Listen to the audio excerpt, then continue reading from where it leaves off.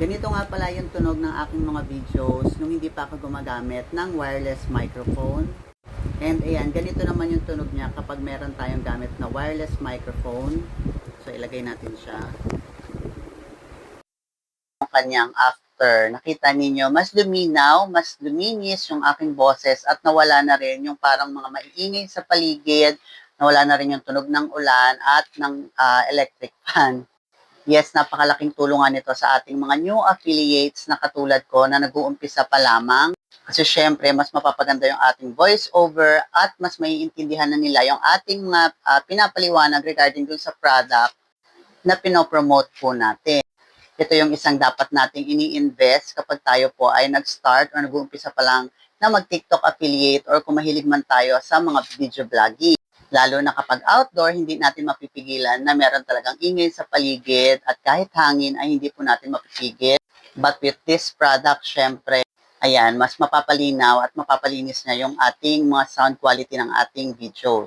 By the way, ito nga pala yung ating K9 wireless microphone na meron na rin siya noise cancellation para mawala yung mga ingay sa paligid natin. And take note, ito yung pinagkatiwalaan kong brand since nag-start pa lang naman ako dito sa TikTok as a TikTok affiliate. Kasi sobrang mura lang nito, around 100 plus pesos. Meron ka na nga isang set ng ating K9 wireless microphone with noise cancellation. Kapag bumili ka pala nito, ayan, meron na siyang kasamang sarili niyang cord para sa iyong charger. Ayan, yung kanyang cord.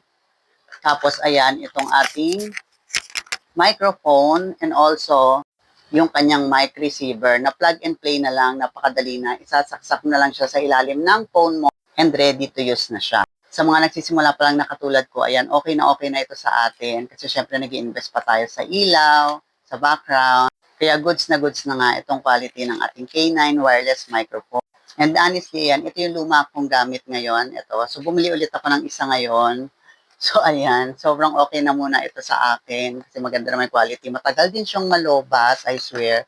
So, ayan. Yung binili ko pala ngayon ay yung dalawa na siya na Type-C.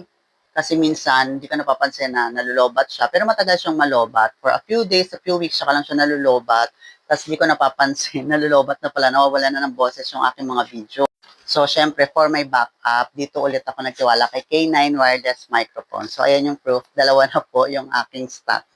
Kaya kung katulad kita na TikTok affiliate, naghahanap ka ng affordable but good quality na microphone na may noise cancellation na, try nyo itong K9 wireless microphone. Ilalagay ko yung yellow basket dyan sa baba para pare-parehas tayong maganda ang voice quality ng ating mga video. So, yun lang and have a great day po.